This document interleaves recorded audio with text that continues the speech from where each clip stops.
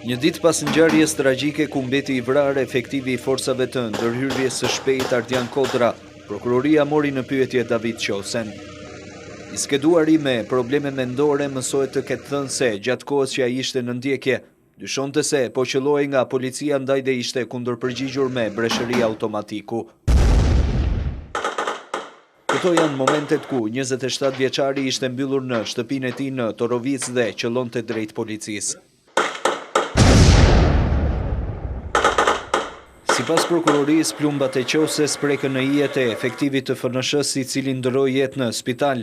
Nga hetimet paraprake gjatë ndjekjes, policia nuk ka qelluar në drejtim të 27 vjeçarit.